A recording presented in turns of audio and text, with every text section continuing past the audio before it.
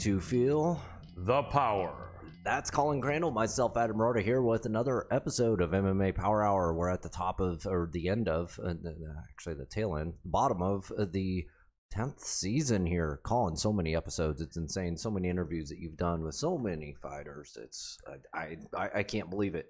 But Lith Token is bringing you another amazing episode. Go on over to lithtoken.io. Check out all the amazing things that they're doing over there with cryptocurrencies. It is me kind of heading up the blockchain architecture and figuring stuff out. We have figured out a physical NFT using NFC chips. We are leading the charge here with patent pending technology, and everybody's going to start getting on board here with commoditized NFTs, basically. And not all of them are going to be commodities, but you know, hey, you can be able to buy an item that's on the blockchain. Absolutely, and the hard commodity, soft commodity, the metaverse, everywhere you look, this blockchain, this Lith token you'll find. And I couldn't be more proud, especially since I just found out Dr. Adam Roorda is my illegitimate son. No, that was something, man. You could have knocked me over with a feather. Everybody's trying to be my illegitimate father. Exactly. Like, now you got all the blockchain going. all the long lost cousins, yes. Illegitimate fathers I never knew I had. Exactly. And I was adopted. It wasn't only documented for me more extensively than most. But yeah. Hey, we can't call Dr. Adam Roorda an undocumented alien, can we? No. So I'm going to tell you this.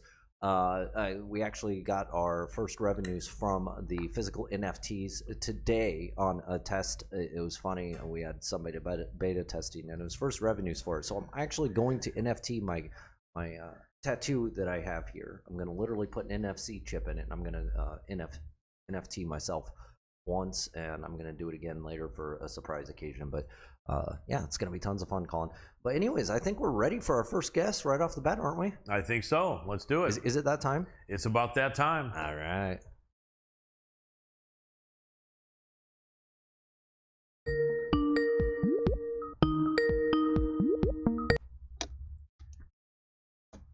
Hey, hello, Sarah. Can you hear me? Yes, I can hear you. Excellent. All we need you to do when you have a chance is to hit that video button. Look, it's a symbol or icon of like an old movie camera, and then we will have video, and as long as you see yourself in the frame, you're good to go.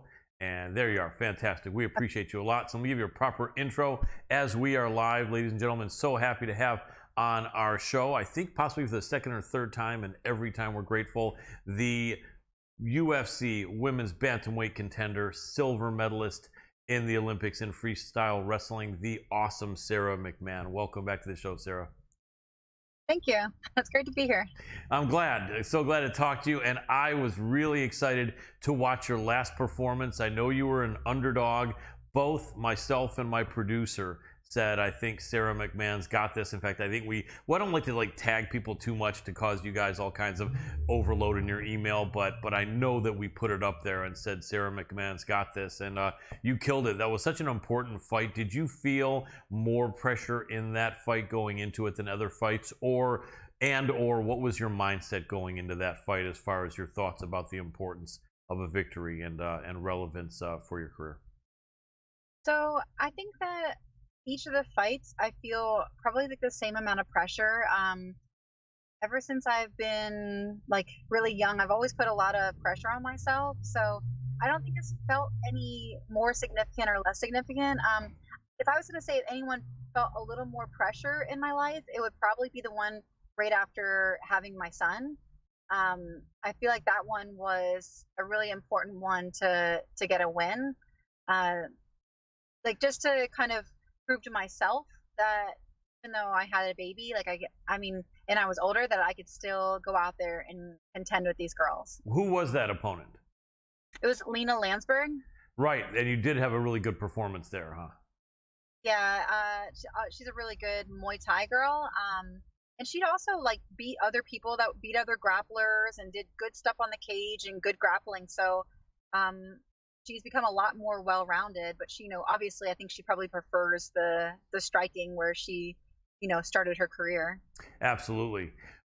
With your previous fight before this last one against Carol Hossa, you went against the now champion Juliana Pena. Off of that performance in a good fight that you didn't win, but that you had some great moments in, did you have, or how surprised or were you surprised that Juliana beat the champ Amanda Nunes, or did you feel something in that fight with her that made you not that surprised? No, I was kind of surprised. I thought it would still be a little bit harder for her to take it to the ground. When I fought Amanda, like she had I take her down too, but it was work, so she's really not as easy to take down as she was in the fight against Pena. Probably will make some adjustments, but I thought like her game plan when she was like, oh, I heard some things where she was like, oh yeah, I'll stand and strike with her. And I was like, I don't think that's a good idea, like, yeah. So I mean, I was wrong, obviously. She stood and struck with her, but I think that that can always go both ways. Absolutely. That could have. So I just don't think it's a smart tactic for anybody, not even Amanda. So right, no, absolutely true. And there's a lot of talk that was kind of an off night for Amanda, but I guess we'll find out in the rematch. But more importantly, off of that fight, you were coming in against Carol Hossa, and she's younger and this up-and-coming prospect. And I just remember when I was thinking about the matchup, because not only do we do interviews, but we always like to look out for, good openings for betting. We don't advocate betting for people that don't have money. We don't advocate betting for fighters. We don't advocate betting, period. But if people are already going to be sports betting, since we've been watching for so many years, for me before the first UFC, we do sometimes break down fights and give our opinions. And so I remember in the matchup with you and Carol Hossa, you were a slight underdog in that fight. I remember thinking that like the odds makers are feeling that off of a loss to Juliana Pena, Carol Hossa beats you. And I remember thinking, I'm not seeing that. I remember thinking that doesn't add up to 1 + 1 equals 2. It's almost like saying if I beat my producer, he beats me in a fight, then we can all of a sudden fight in the UFC. There's no right. You know what I mean? There's no sense to that or any truth in that. And I remember thinking that. I just think almost like the odds makers were looking at that. Once in a while, I wonder if a lot of these odds makers are like in their 20s and 30s, these handicappers. Probably not all of them, but and it seems like a lot of them feel that if you're over 32, you can't fight, So I think that just, they missed the boat on that one because you looked really good. But yeah, you were motivated, you were focused. I guess you did say it didn't mean any more or less than any other fight, but that was an important fight, and I think that that you just looked really, really good. I know that you're an elite athlete, having been in the Olympics and having grappled your whole life. You look better than all these girls that are in their 20s and 30s. I know that sometimes the older we get, the harder it is cardio-wise, and you got to train like crazy to be able to have the same cardio, but you grew up with that training. You've trained like that all your life, but it just looked like the only concern some people may have had was if your cardio failed on you. Did you have any concern on that, or was that a big part of your focus for your camp, or was that not even really a thought? No, it definitely has been a thought. And I spoke in another interview about it, but I learned actually it's a really wonderful thing that USADA does, because they take blood tests as well, and they informed me that before, like over the past year, they took my blood before I fought Pena, and then they took a blood test again before again in January, and like I had really low hemoglobin. Oh wow. Yeah, I know. And so they flagged it and they told me about it because they thought like, well, there might be like an underlying condition. Well, it turns out that I did. I was like, if you do a lot of really hard, stressful training, then you can have anemia, like low iron. Right. So my hemoglobin being low means that my body, my blood is not transporting oxygen from my lungs to my muscles as well as it should, which if anybody doesn't know, oxygen is 100% your gas tank. Yeah. So I've So I found out this like several months before my fight, and so I just started taking iron supplements. And I'm really thankful. Like Thorne sent me some iron supplements. And man, it's like a night and day difference. So like I train and I've been doing conditioning and I've been investing all this time into having better cardio, which I have my whole life because I hate getting tired in wrestling matches or in fights. Yeah. But I was like putting water in a bucket with holes, you know, like it just, no matter what, if I couldn't carry the blood to my muscles, they were going to fatigue. So once I fixed that, man, like I've been doing so much better. And so it really like kind of breaks my heart because I wish that I had learned this earlier. And so I think that all fighters, like they should go and get their blood tested and make sure that, you know, that they don't have anemia from training really hard year round for so long, and that they don't have, you know, other things. You can have a thyroid problem that can be hurting your weight cutting. I mean, there's like different little things that you can change in your diet. And man, at this level, it makes a humongous difference. So that was the focus. And once I corrected that, it took about a month of having it in my system. My cardio like has been phenomenal since then. And so like that's why I'm like, okay, I'll fight. I want to fight these top girls. I know I fixed one of the problems in my, you know, in my fight game, and now I want to take on all of them, and I want to rematch Pena. Love it. I love it. And for people that don't know or don't get it, obviously in the internet generation now, all someone has to do is go on and Google this. But for people that don't want to Google it yet, I know a former athlete who's a senior citizen now, and he was hospitalized during the pandemic. And one of the things that happened when he got out was that his hemoglobin was so low that it became hard for him to even turn over in bed or walk. And so it's a legitimate thing. If your hemoglobin is low, that is absolutely serious and can cause some major problems. And you know, we're cheering for him to get better, and that's all that needs to happen. Unfortunately for you, being much younger than a senior citizen, it wasn't the same issue that you couldn't walk, but I could absolutely see how it was affecting you. And yeah, I know what you're saying. If we could turn back the clock and could have made these adjustments in life, you know, but fortunately you got it here, and it's not 5 years from now that you found out when you were training people in the gym, or if you were retired, not that you will be, but you know, yeah, that's huge, because yeah, it just, you know, you just kept going, you know what I mean? Like it didn't seem like you hit the wall, you know, at all, like in some of the last few fights. Yeah, I definitely like, I hit the wall, and like I was super frustrated that all the work I was putting in didn't seem to have the effect that it should have, which is ahead my whole life. But you know, it's funny that you say that he was hospitalized during the pandemic, because a little over 2 months before my fight with Pena, I got COVID. Oh, wow. Only down for like a week and a half. Like it was like a very, and I felt like but I had chronic fatigue, and I think my anemia, I think that it started at that point. I think that I just thought, oh, well, you know, COVID kind of makes you tired, but I can just kind of like work through it. And I did to like a large degree. I definitely got a lot better. But when we were supposed to fight on December 19th, and when she asked to have the fight pushed back to January 23rd or whatever, I was really thankful for that. It actually helped me, gave me another month, because I was really struggling in practices. But it was such a good opportunity. I didn't want to lose the fight. So I was like, you know, really stubbornly hanging on to it. But I think that that's when I really started to struggle with the anemia. And I think I had chronic fatigue for like 8 months. But I still was able to train. I still was able to make improvement. But in between practices, I felt like, man, I was like hit by a bus. Like it was really tough. Yeah. And you had, you know, and it just made you feel that, like, what the hell? Because even though you're, you know, no longer in your 20s and just recently out of your 30s, it still shouldn't be that all of a sudden you're feeling exhausted. I mean, your training ethic, you're an elite athlete, an Olympian, and it just, I'm sure it didn't make a lot of sense, because you were looking at yourself and you were looking probably at other people, you know, who are not all done like right at 40 or 41. It shouldn't be that all of a sudden you're gassed when you train. So, you know, although, you know, so but it definitely had to be frustrating, because you didn't know.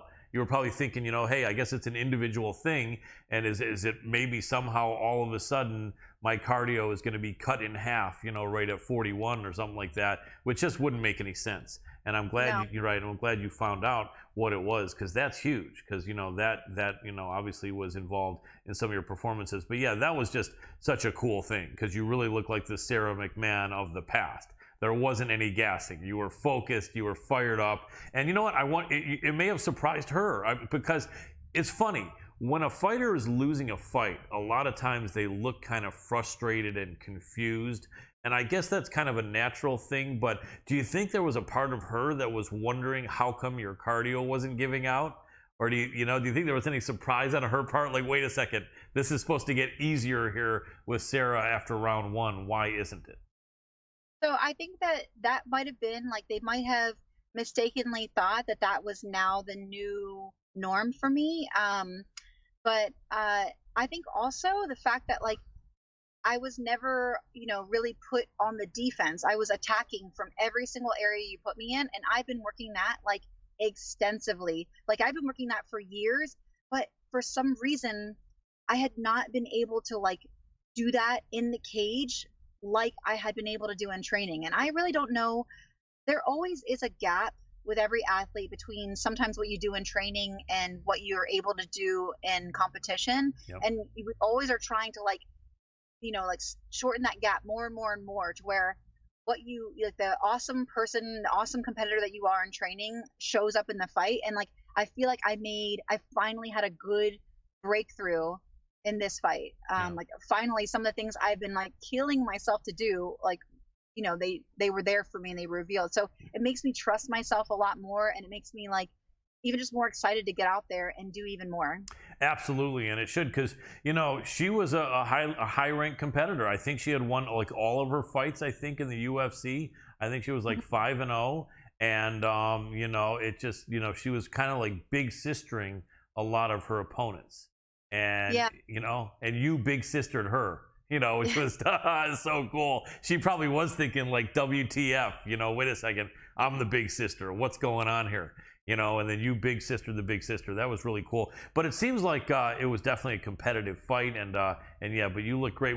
Now you're training? I know you're originally from South Carolina, I believe, right? Yeah. And you trained out of there, but then you went to Alpha Male, and where are you now? Sorry to interrupt you, but where are you training now, and who you're working with? So the rash guard I'm wearing, Precision Academy. So I opened my own gym.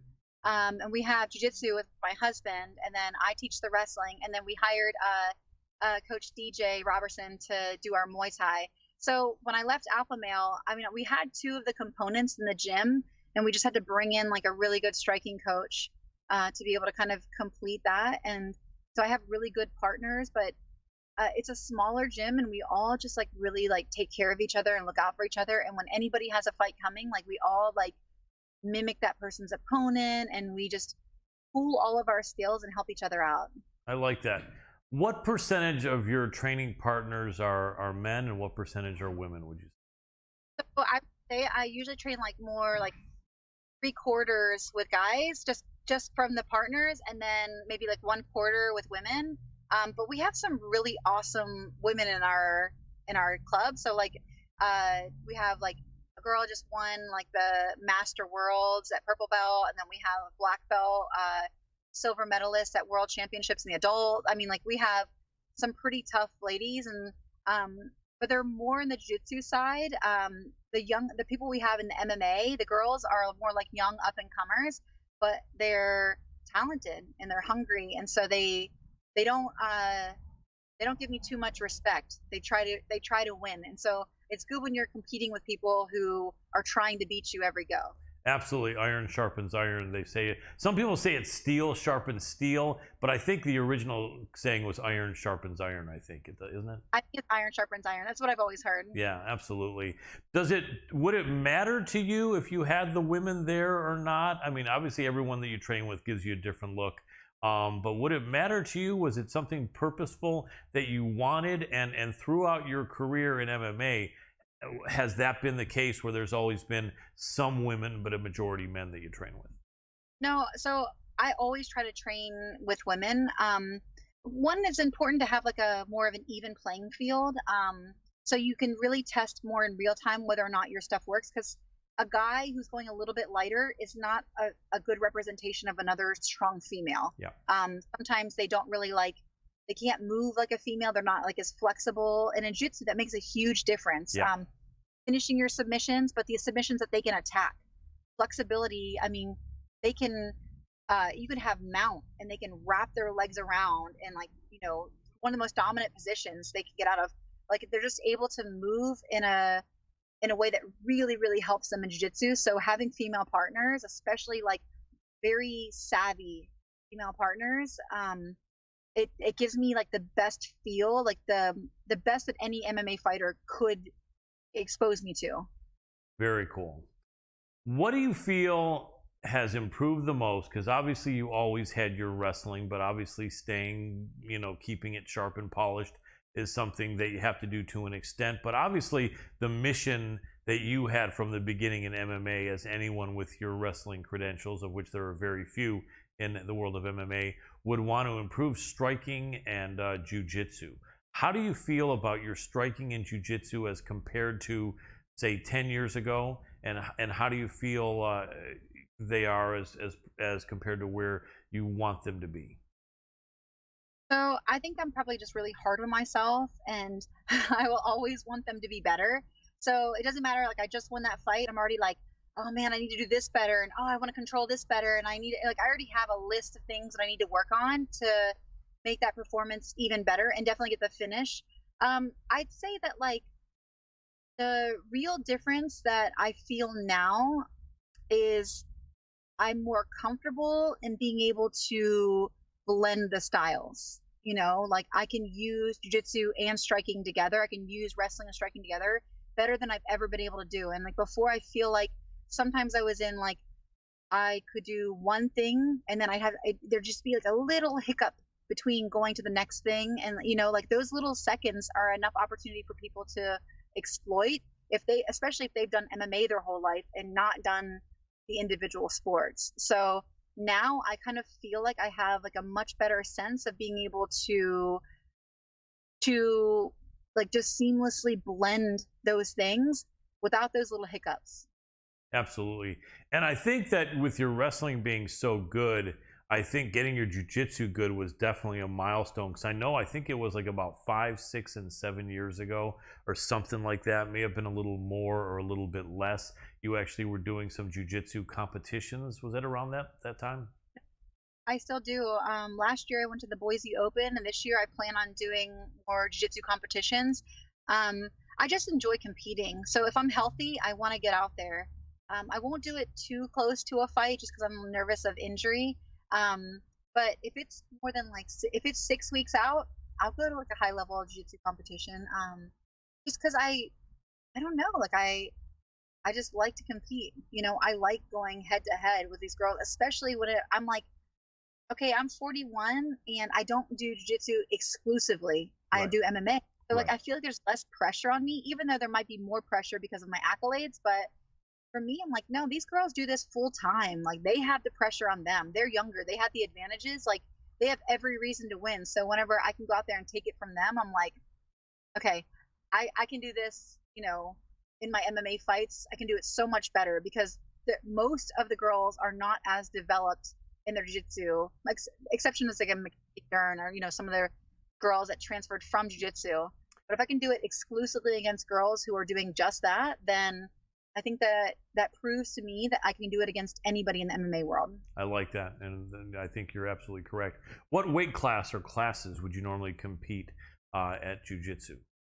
So I do 147, and that's like my walking around weight. Right. So I don't really have to do anything. I just have to make sure that I don't like overeat or drink water more. But if I just do my regular workouts, then I can walk into a jiu-jitsu competition at 147 without a problem. And then probably a lot of those girls you'll be going against might be like 160 on the day of the match. But that doesn't bother you probably, right? No, it doesn't bother me. Now, you probably just recently went from what, Masters 1 to Masters 2, or would it be Masters 2 to Masters 3? I compete in adult. In adult. Oh, good, because I was going to say, it just seems like it would be almost unfair for you to be competing in like a Masters 2 or something that you would just probably smash these women your age or older, right? You know what I mean? So I'm glad, because I was thinking that would be kind of possibly ugly. So I usually enter adult mainly because there's just more competitors there. Yeah. Because some of the girls, like, I mean, there are 41-year-olds out there just like me. And I went against a girl, I was at Marcelo's, and she was an older woman, and she was a black belt, and she's like, oh, you know, like, I'm older. And I said, don't try that with me. And she was strong and savvy, and, Right. you know, she went out there and she was on the attack. So I was like, you're old, but jiu-jitsu old is different, you Right. know? Yep, exactly. It's true. As long as you're doing it and you're getting in there and grinding, it's definitely a great, a great sport and a great thing to do. Let me ask you this. From all the training you've done and the wrestling training for so many years at such a high level, no one doubts that your body and your condition is accumulation of all that hard work. But sometimes we see some bodies on some of these girls that are 26 or 28 that are not decorated wrestlers, and they look like they're just ripped to shreds with their shoulders popping out. And some people start thinking, is this, are some people cheating, unfortunately? And obviously it's a weird question, and certainly I'm not going to ask you to say what girls do you think are cheating, but are there any girls you think in MMA that are getting by the testing somehow, just by some luck? Absolutely. And I'm sure it's not luck. I'm sure that they are doing things that like sometimes I hear that there are things that the drug testing like hasn't found yet, so they don't pick up on it. And sometimes people do cycles. I don't really know a lot, but I can tell you unequivocally there are people cheating. Yeah. And I've actually fought opponents, and sometimes it's like people I beat, and sometimes it's people that I haven't. And I've had some of their teammates message me personally, and I won't say who, but and say, hey, I don't know if this, helps or not, like if this, how you feel, but they definitely are doing PEDs. Yeah. And it kind of breaks my heart.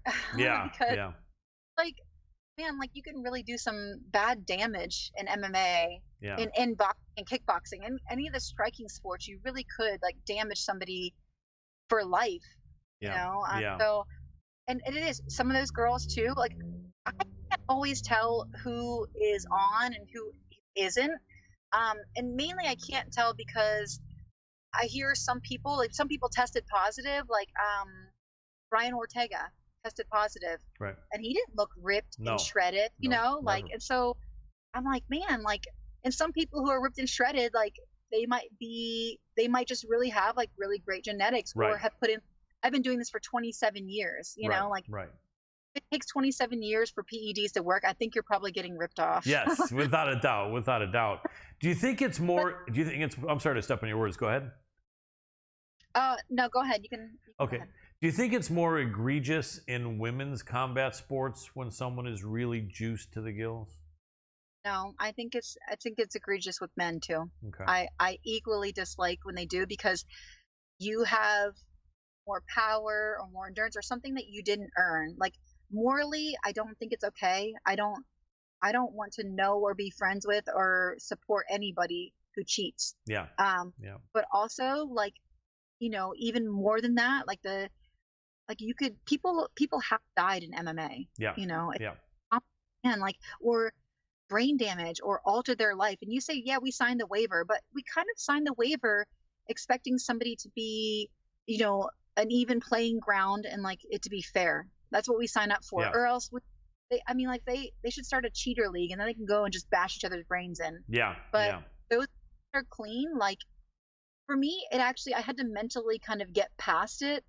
Because I had a lot of bitterness, I had a lot of bitterness and anger towards people who were doing that. And I'm like, if it gets to a certain point, I really feel like a lot of my opponents are cheating or doing PEDs, I'll just retire. I'll just, because I don't know, it's not worth it. It's not worth it to me. Yeah, absolutely. And I know that Michael Bisping has a lot of his opponents that were on TRT. Now, at one point, the TRT was allowed for certain fighters. Like everyone's talked about Vitor on TRT and not on TRT. Other people, the differences, and I guess when it was permitted, then that it was different, although it still gave people an advantage. I mean, speaking of which, in a slightly different subject, some fighters were able to continue well into their 40s at a really high level because of TRT back in the day, and it was permitted. And right, and I think what it said was, hey, look, if you're 43, 45, 47 years old and your testosterone levels, let's say as a man, are this much lower, let's just bring them to where they were like when you were 35 so that you can compete. And I remember basically a lot of people felt, what's wrong with that? Why is that not fair? But then a lot of the younger fighters were saying, why should that be allowed? Why should this guy be able to have his testosterone like when he was 35, when he's 45? What would your thought be on that? You do have all that experience with less of the drawback. So when it was this is the way I looked at it. When it was legal and in the rules, if people chose to use it, it's in the rules. We all understand what we're going into. So you know that you could fight a very experienced fighter that has testosterone levels of somebody younger, but I am glad that they did do away with that, because that's more in line with how they do in like the Olympics. And there's a reason why the Olympics also did that. Like they want people to be as natural as possible. Yeah. And there are repercussions. Like the thing is that some people can do a lot more than just bringing it back to the levels that are natural. Right. And it becomes a huge advantage as well. Yeah, I remember the thing with Alistair, and he fought clean for many, many years, but when he was fighting in Europe and Japan, no one was clean, and no one was asked to be clean. And I remember the trial, they said that the acceptable amount of testosterone levels for a man would somehow be like maybe 3 to 1 of what would be normal, and then I think he had 15 to 1. And he was saying it was eating a lot of horse meat or something like that, So another problem is that when people would do like steroids, I think that like when it would raise their testosterone. I might be slaughtering this, but I think that this is what it was. And then their estrogen levels would rise a lot because of that. Like because it balances itself out. And that's why when they stop doing the steroids, because I think you have to like get off of them. You can't do them like all the time. It's pretty damaging to your body. Then that's why they would get like, like man boobs and stuff like that. Right. So they were using the testosterone replacement to kind of, slowly bring those levels back into check. So it was another way to like take advantage of steroids and not suffer the repercussions. And so I'm glad that they did away with that. Yeah, absolutely. One thing you may not know, I don't know if you were ever a bodybuilding fan or anything, but years ago I was always into combat sports and working out. I remember in the late 90s, in women's bodybuilding, they were taking it to like the highest level of insanity, where women were having like 3% body fat. I think there was a woman that won 2 Miss Olympias, Kim Chesevsky, that was it was absolutely insane. And I think they made a ruling in like 1998 for women's safety that said, we're not going to allow this sort of a look anymore. We're not going to reward it. If women come in looking like this, we're gonna score you last. And but there's a lot of cheating in that sport. Yeah. It's still rampant with it. And so like that's one thing that's hard is like, if you get into a sport like that, your choices are cheat or don't do it. Right. Like there really is no other option. And I kind of feel bad. And I know that they have like quote unquote natural bodybuilding competitions, but even people enter the natural bodybuilding competitions and still cheat. So it's like, man, like some people you're just never going to, I don't know, influence them. Like they'll find a way around the rules if they're really intent on it. And so that's sad. Yeah, it is unfortunate. Well, we got about 5 minutes left with you, Sarah. I want to get your opinion on a few other women's fights. So first, before I do, you don't have anything signed as of yet. That would be really quick, right? No, but I'm aiming for it, but not yet. Nice. Let us know. I'm sure when you do, you're going to have all kinds of media demand, but just know that we'd always love to have you on to help you promote your upcoming fight. Okay, so women's fights coming up this Saturday. What a card we have this Saturday. Crazy good fights. Headlined, I think the headliner is Is it Peter? No, it's which is the headline? Is it Jan and it's not Jan and Sterling, or is it? Do you know what the main in this weekend is? I'm not sure. I think yeah. Sorry about that. I don't. No, it's okay. Cause so I thought Volkanovski. Sorry, Volkanovski and Zombie. My producer just pulled it up. Volkanovski. Yes, Yeah. sorry to step on your words. So what a card. We got Volkanovski, Korean Zombie. We got Piotr Jan, Aljamain Sterling 2, Hamza Chemiev, Gilbert Burns. The 2 women's fights include 2 partners for many years, Tisha Torres and Raquel Pennington, both fighting on the same card. That's got to make them happy. The training they can give each other is amazing. Quick question. Can a smaller girl that fights at 115 and her partner fights at 135 give each other a lot of good looks or not really? I think so. I think that Raquel Pennington probably has like really good control, and so she's not gonna do something that would damage her partner.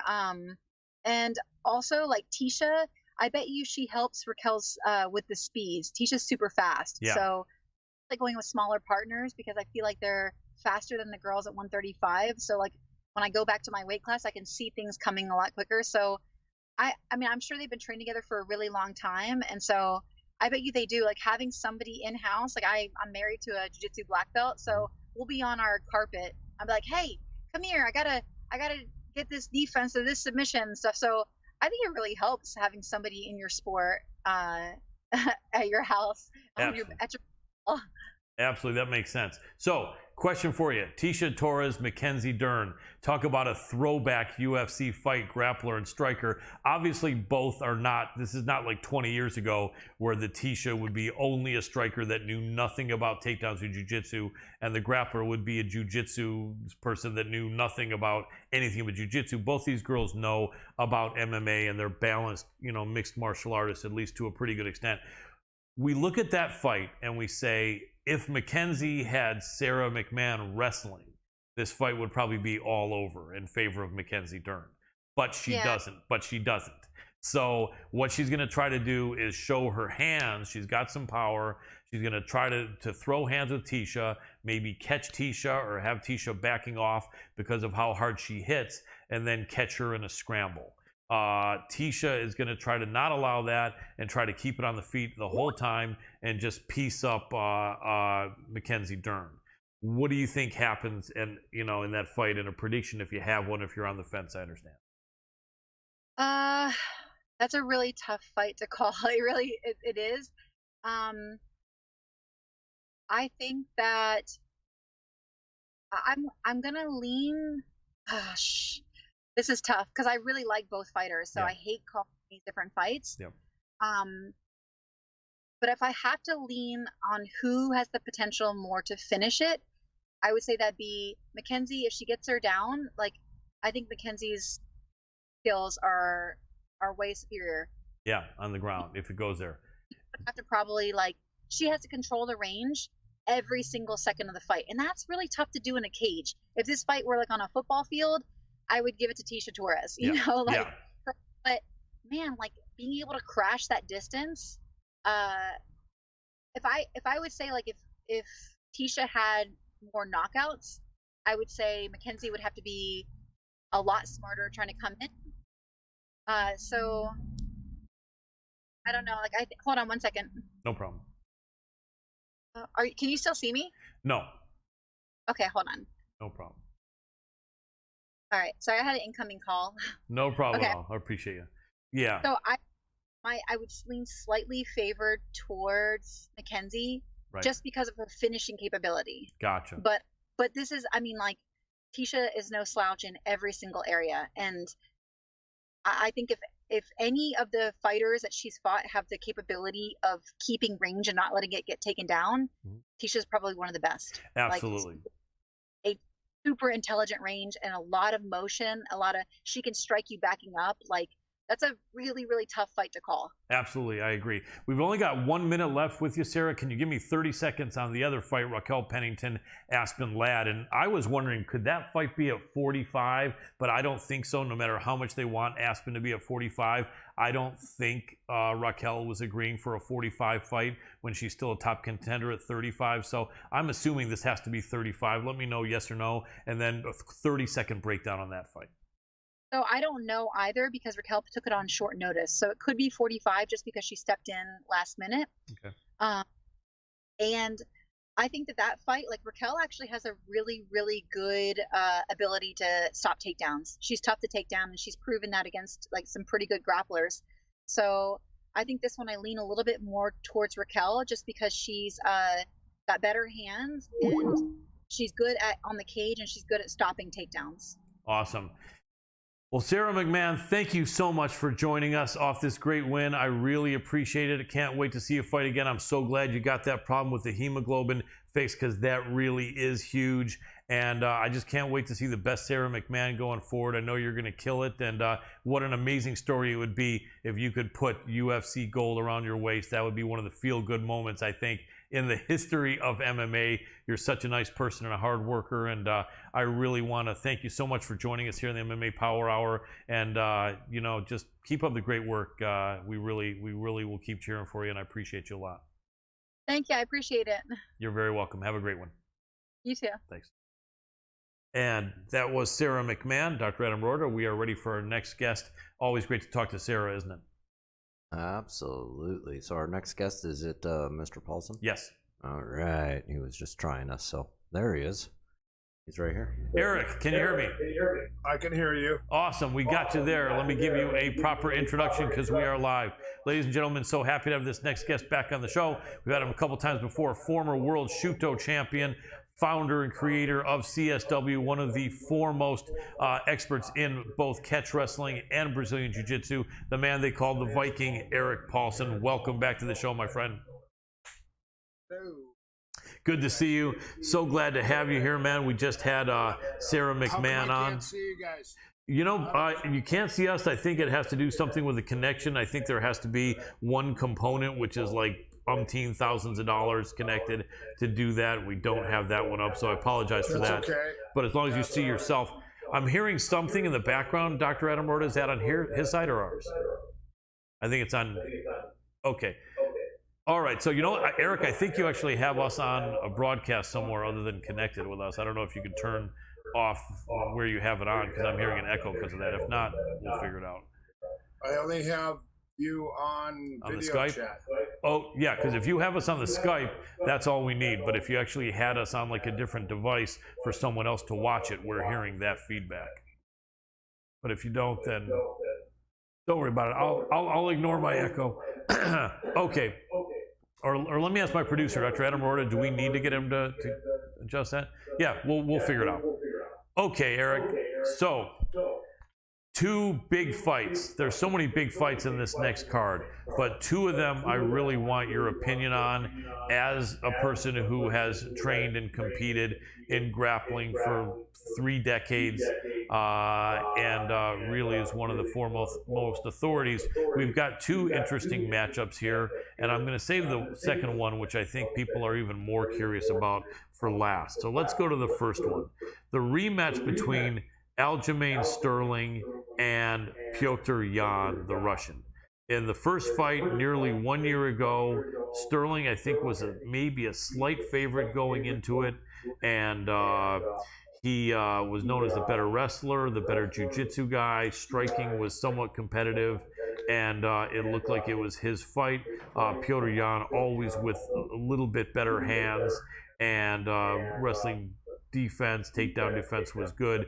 First round looked like it was all Aljo. Then it looked like he gassed or got hurt or just couldn't figure it out. He couldn't get Yan down. Yan pieced him up. And then after Yan winning, I think 2 or 2.5 rounds convincingly, after Aljo winning the first round, the foul came with that illegal knee to the downed opponent, knee to the head on Aljamain Sterling. Yan's corner was heard yelling out, knee him in the head, even though Aljo was down, but you don't know whether his corner knew Aljo was down. Sometimes you can't see clearly. Either way, a lot of people are split on that. For a rare, I think the only occasion in UFC history the title changed hands, and Aljamain Sterling became the new UFC bantamweight champion on a foul. He was subsequently injured and having surgeries over the next year. Now the rematch. Odds makers feel that Petr Yan does what all the haters and all the doubters and all the people that felt Aljamain Sterling was playing and he could have continued and whatever. The odds makers feel that the storybook ending is that all the haters and doubters of Aljamain Sterling get their wish when Petr Yan just completely takes him apart and wins this fight easily. I'm not seeing it that way. I don't know why odds makers feel it that way. Could it happen? Possibly. But Aljamain Sterling has mentioned that he had an injury going into that. I think he had some illness, personal issues, as well as the fact that I think he didn't expect that Petr Yan's takedown defense would be that good. But to me, I think this is an even fight, just like it was the first time it happened. Like your opinion, though, in having watched these two guys fight and seeing what they know each other now, seeing them come back a year later, what do you think? Petr Yan. Yeah. He lost his belt from the illegal knee. Trains a Tiger Muay Thai. Striking and all around everything. Very all around, great at all aspects. Striking, takedowns, grappling. And Aljamain, he's a good grappler, but I don't know if his striking can compare the all-around MMA of Petr Yan.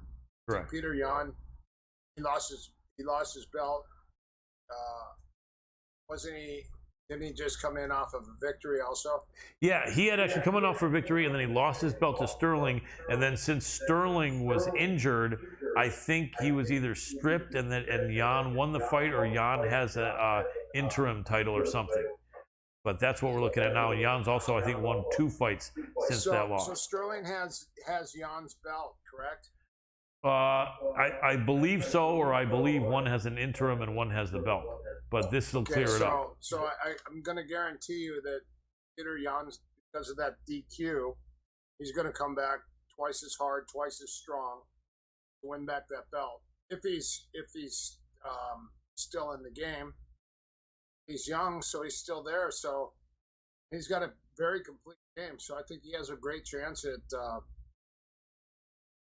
imposing his will against Sterling because of the fact that he is a more complete all-around fighter than Sterling is. But do you see why the odds would be 5-1 though? That to me, that seems like that's weird when there was even money going into their first fight. Those are very strange odds. But Sterling also trains with Longo and Matt Serra-Longo. Yeah, so he's in a great camp. He's got a great coach, and if they could figure him out, it'd be cool. But the guy's got a pretty complete game, so and he's got that Russian mentality also. Yeah, it's weird. So many of these Russians are grapplers, and he's more of an anti-grappler. He's got his grappling down, but he uses it more defensively because his striking is so good. He's just like a solid little guy, and he's short and compact, so it's hard to take him down, and his striking's so good. But would you think that Sterling's plan is still going to be to try to get those takedowns? I mean, I guess if you're an inferior striker, that has to be the plan. Or do you think somehow in 1 year, Aljamain Sterling can have improved his striking tremendously? I think when you're not quite as good of a striker as the other guy, you're going to pop him a couple times to distract him and trick him into a striking game. That's going to allow him to gain confidence and commit and step in, and that's the best time to take someone down as they come into you. Yeah. It's harder to take somebody down when they're going away from you and running from you. Yeah. Now, when they're stepping in, you can drop and change your level and change timing and hit double or single. And then I think he's got a really good grappling game. Absolutely, without a doubt. I know MMA math never really adds up. 1 + 1 almost never adds up to be 2. If you beat me and then I beat someone else, you should beat them, and it almost never turns out that way. But if you look at one common opponent, a top 5 guy named Corey Sandhagen, Aljamain Sterling was able to take him down, get his back, and submit him in 1 round. And Petr Yan just went 5 hard rounds, winning, but still 5 hard rounds against that same opponent, Corey Sandhagen. But that doesn't really necessarily mean anything, or would you think it would? No, I think, as I said, I think that I really think that Petr Yan's going to come back really hard, try to win that belt back, and he's going to try to impose his will with his striking, and who knows, that illegal knee when he hit it, maybe he'll be hesitant to throw some of the stuff, and maybe that will play right into Sterling's game. Yeah, it could. Now, with all the fights you had, you had a complete game, although I think your base always was grappling. If you were Aljamain Sterling and a guy is a better striker than you, and he was able to stop your takedowns a year earlier, but I fought a lot of guys like that. Right. So were you able to, obviously you want to try to catch them and you got to stand a little bit with them, but can you adjust your striking? Obviously a plethora of different entries, Imanari rolls, and numerous stuff that I've never even heard of about how to get in for a takedown. But can Aljamain Sterling over there with Matt Serra and Longo possibly learn some tricky stuff to come in for takedowns, maybe different than what they tried last time, or different than a traditional single or a double or a high crotch or anything like that? I think backing up. When you punch and you back up a little bit, give people confidence and they're going to step forward. And when they step forward, that's when you take. I like that. Interesting. Yeah, it's called a draw step. Like you punch and you back up. You allow them to step into your space, and as soon as they do, you drop your level and you shoot, or you hit a running knee tap, or a body lock and a leg trip, or a snatch single, or a single to a double to a bar cigar, or whatever it is. I think that's what I would do. Would an ankle pick maybe possibly be good also? Yeah, if you can snap his head and put the weight on that leg. Usually like a sweep. I like sweep singles, like a spinning sweep single. You're like to hit a hook and then you could sweep single on the far outside leg. That's cool. Nice. A lot of guys are good at marching out of that though. Right. So Bravo calls it swamp walking. Right. I think I've heard of that. What exactly? Go ahead. With your knees high. But yeah, that's it's like a marching step. Right. You march out of it, or you kick out of it. Right. I think I've seen that. Do you feel that this fight will go all 5 rounds this time? No way. No. Okay. Someone's taking someone else out. Yeah, definitely. And it sounds like you're leaning Yan, or are you 50-50 on this one? Oh. Statistics possibly go towards Yan. But if Ray Longo can put a good game plan together for Sterling, he may be able to pull it off. Yeah. It's MMA. That's the exciting thing with MMA. Just never know. Like, you think one person's going to win, and then boom, toss of a coin. That's why it's so exciting. Absolutely. Boxing's a little different because you're like, oh, this guy's fighting, he's probably going to win, and he usually wins. MMA, because there's so many factors involved, that's what's exciting about it. Absolutely. The chess game of combat sports. And that's one thing, most people that watch the show know me. I started out watching kickboxing back when it was full contact karate, as I know you did. And then, basically, we were doing the same thing. The only difference is that you were actually involved in it at the high level. But I was watching kickboxing when I was doing karate. And then I remember they came out with Sanshu. Then there was the U.S. Shidokan Open, which I thought was really great stuff. They show it at 2 a.m. on a Wednesday or whatever.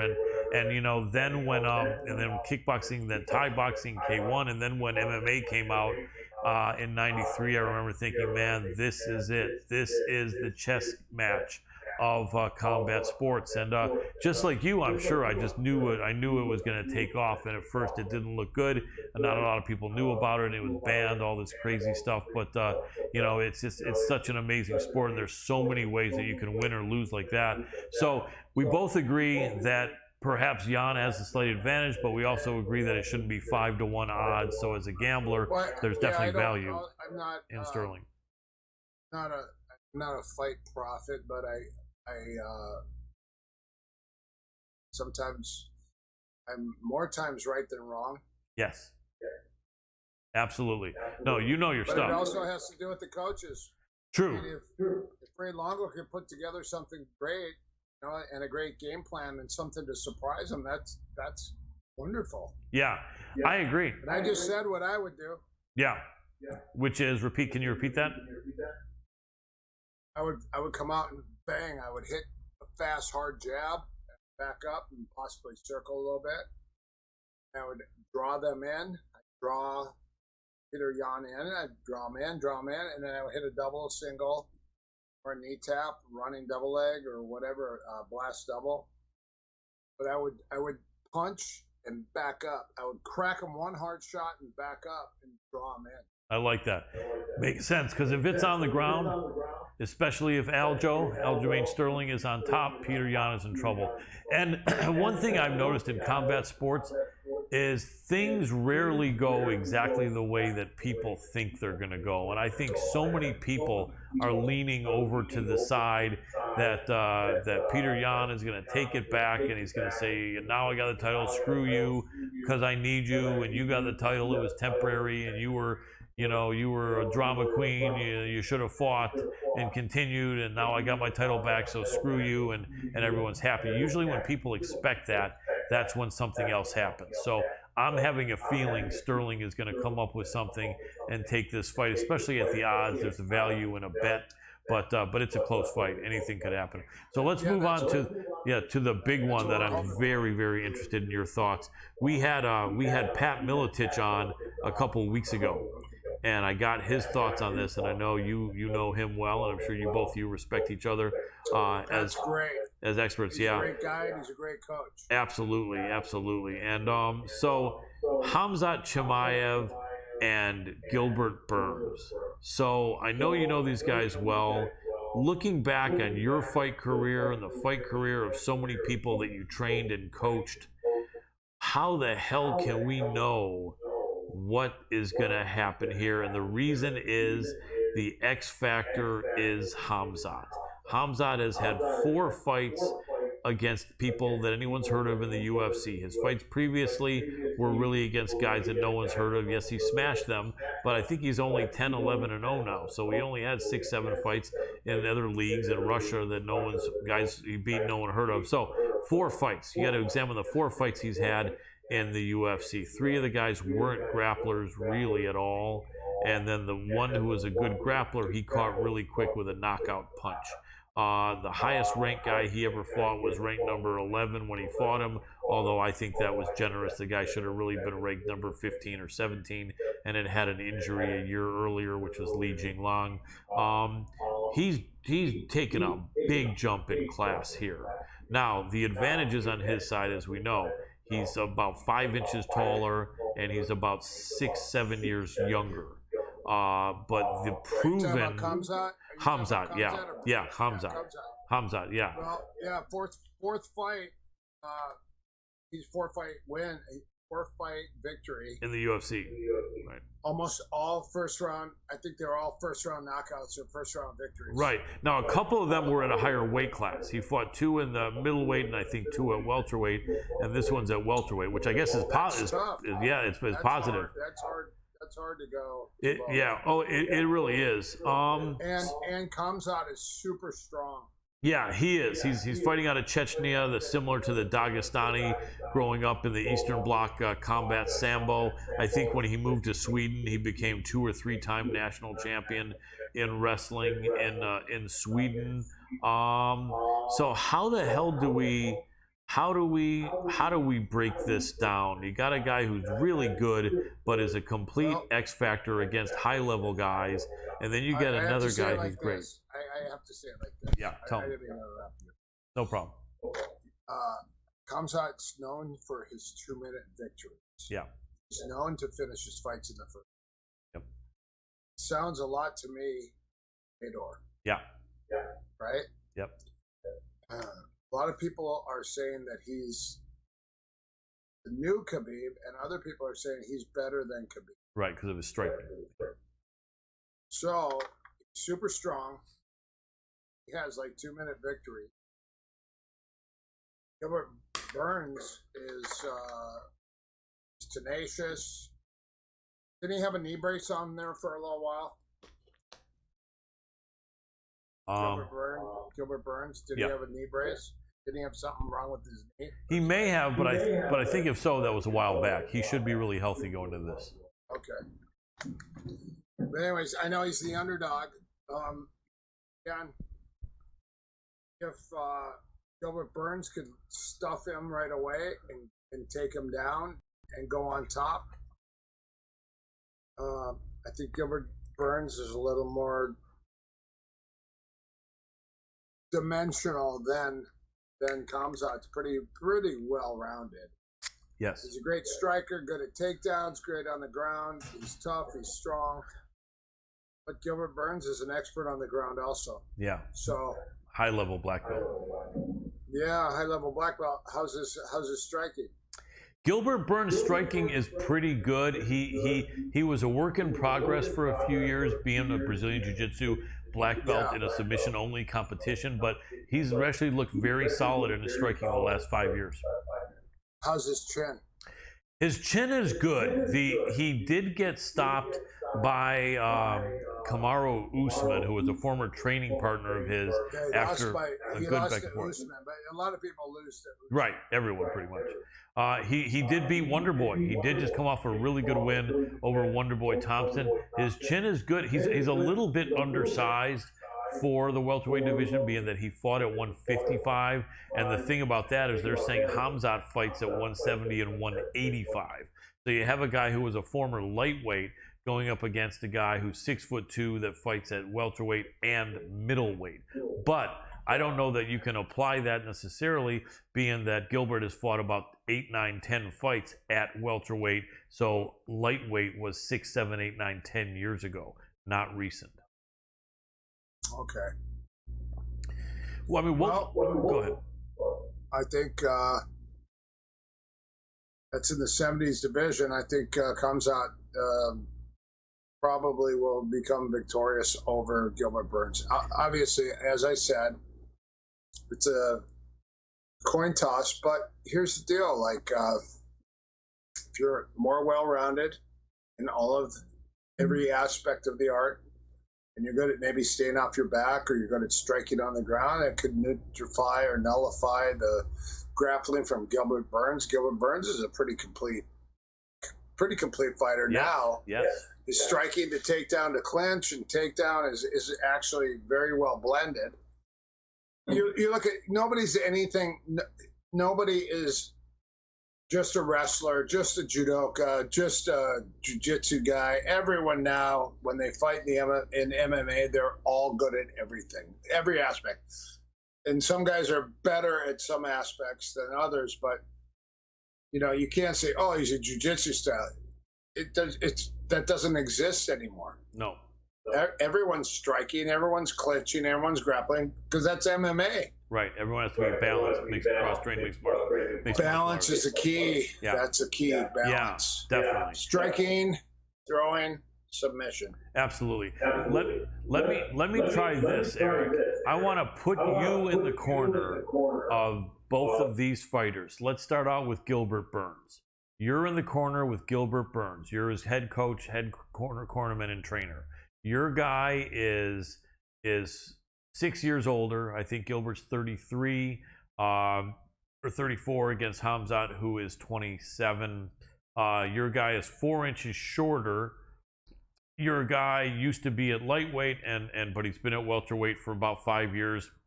The guy is going against fights at welterweight and middleweight, but your guy is the proven commodity at this level of competition. Your guy is the guy that's fought for the UFC title. Your guy has fought assortment of people in the top 5 and top 10. Your guy can fight at this level. The other guy, we don't know. With those factors, if you're in Gilbert Burns' corner, what's your strategy for Gilbert? What does he come out and do in the first round? What would be some of the tweaks you would put in that could possibly give Gilbert an advantage? I would crack him, crack, step in his face. I would even possibly shoot a double, and then I would shoot a double knowing I'm going to fail because Hamza's such a good wrestler. I would shoot a double, get to the legs, he would hit the sprawl, and I would lay back and pull him into my butterfly and then sweep. Nice. And go on top. Because you shoot, and when you fail, you just go whoop and you sweep, and then you go on top and bang. Now it's your game. I love it. Striking and control and ground and pound and control. Get to the lazy boy position. Get to the half stock position and just pound away. Those are the two go-tos to finish the fight. Nice. The lazy boy is the underhook on the far arm. Okay. And you trap their other arm and you just punch your face in. And the other one is you push their elbow up and you stalk them and you just punch your face in. Nice. So you're not going to win with that because Kamzat's so strong, but that's going to set up the submission, which could be the Americana.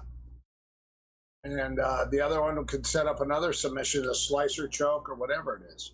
That makes sense. Would you think Gilbert should consider leg locks, or do you think a lot of these Russian Eastern Bloc guys train leg locks since they were a kid and there's no point in that? If you're a leg locker, you never expect to get leg locked. So it could be. If you're a wrestler, you never expect to get taken down. That's right. Gilbert, I interviewed Gilbert on the show here about a month ago, and he's got a lot of great people training with him at Sanford MMA. He also brought in 2 Russians to mimic Hamza that did not want their names released. And so apparently he's got some guys from the Eastern Bloc, maybe that grew up with the combat sambo, that's giving him some good looks. Now, obviously, if they were quite as good as Hamza, they'd probably be in there already, although you never know. If they're like 20, 21 years old, 23, maybe at this point. Alexander Elemenko. Sorry, that's cool that Alexander Elemenko and Khabib came in to his camp for money. I'm just kidding. I'm kidding. Yeah, I was gonna say that would be amazing. Because I'll tell you what, though, Khabib, I don't know if he ever trained with Hamza. Not only that, Khabib's from Dagestan and Hamza's from Chechnya. Although you're probably right, it's being sarcastic in that if anyone, Khabib probably would be helping Hamza out. Although can I tell you something? Yeah. The amount of money that these guys make over there is so low. Yeah. And I guarantee you, anyone that's in any of their camps that aren't loyal, they would probably gladly come over and just to experience what it's like to be a training partner for someone for the UFC. I bet you're right. Okay, now I know that because my friend Omar Bouish used to bring sambo guys over all the time to Sweden. He just said that the amount of money that he would pay them just to live and train there was. He said that just a month's salary he would give them was almost their yearly salary. Wow. That's crazy. That's not a lot of money they make, man. That definitely growing up tough. Like Pat said, you're growing up with nothing in the mountains there out in the cold. Very true. So let's flip you now over and put you in Hamza Chemiev's corner. You got the younger guy, the taller guy, bigger guy, but he has not competed with anyone at the level of a Gilbert Burns. It's a 5-round fight. He usually gets people out of there in the first round or second. What are you looking to have Hamza do early or look out for early to get the edge on Gilbert Burns?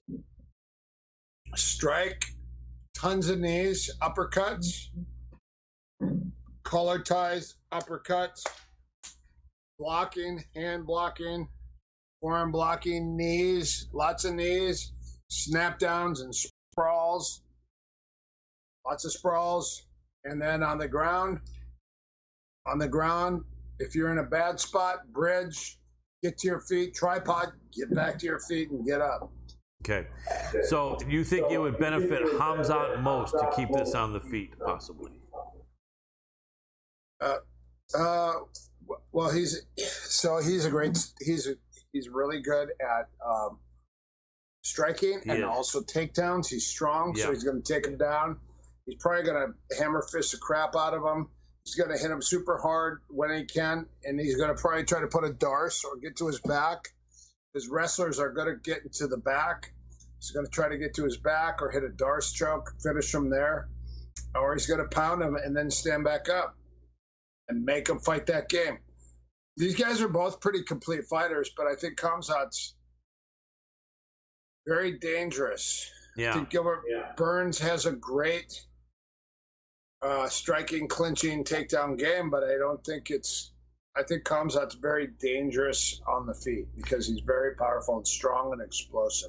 He really is. And then his wrestling is so good. One of the things that we find is that it's very hard to put these Eastern Bloc guys that grew up with combat sambo on their back, because that's the last thing they're thinking. They're like a turtle. They don't want to be on their back, and they've got a lot of pride. And I wouldn't be surprised if someone like Khabib literally was not put on his back for more than a second in any MMA fight, and if any, it was maybe one fight. Would that mean possibly, though, if somehow in a scramble or if somehow Gilbert got a takedown and put Khamzat on his back, could that possibly cause some panic? Or what would be the reaction if you put a guy like that on his back who's never put on his back? He would get back up to his feet right away. He'd be like Chuck Liddell. Right, okay. So, and it's such an interesting matchup. And the big thing, and I think this is what's going to answer the question. Like I asked Gilbert in the interview a month ago, I said, this guy, Khamzat, has so much hype behind him. He's not beaten a top 10 guy, or certainly not a top 5 guy. He's saying that he's going to win the title easily. Everyone he fights is going to be pretty much easy work for him. Do we know if this guy really is that good, or if he's getting ahead of himself, or it's a lot of talk? And Gilbert gave me a great answer when he said, we'll find out April 9th. And that is something that's for sure, because right now we don't know.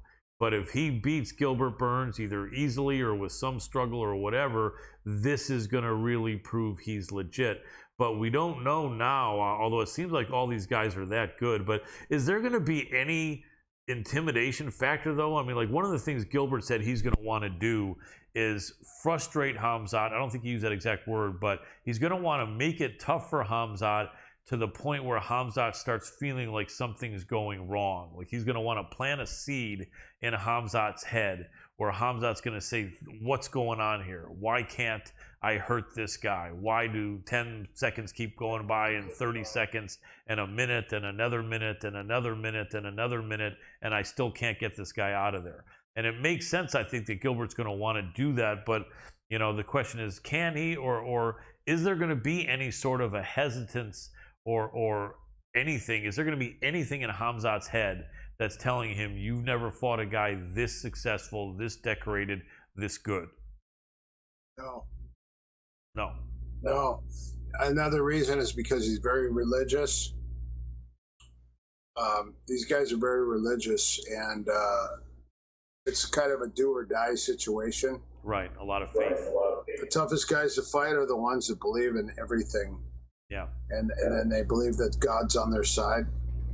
Those are the toughest guys to believe. They're either Christian or Muslim. And I think that's a very tough opponent.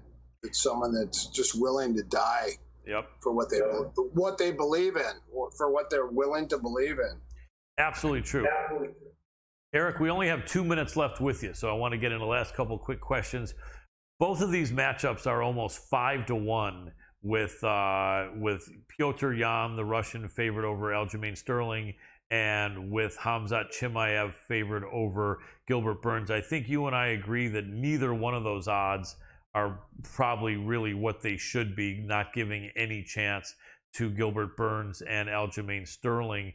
Both of them have a chance. I know you're leaning toward both of the favorites, and I can see that. I'm thinking that there's going to be an upset in both, though. But if you had to pick, who do you think has the better chance to win of the two underdogs, Gilbert Burns or Aljamain Sterling? Are you betting on the fight? I like that question. Yeah, I probably won't, man. With gas being what it is here in California and the price of food, betting on the underdog. I'm liking the chance of the underdog, but especially because I think the odds are what you call an overlay in betting. I just don't think they should be 4.5, 5 to 1. But yeah, I wouldn't try to put you on the spot to have me bet my paycheck on it. So don't worry, that's not what it is. I don't know that I'll bet at all, but just as far as thoughts, and I don't want to put you on the spot with that. But do you think that all these men have an equal chance to win, or do you think out of the two underdogs, do you lean one way more than the other, or do you think it's all pretty much equal and all four guys have an equal chance of winning? They are favored. And the audience sees statistics and past history.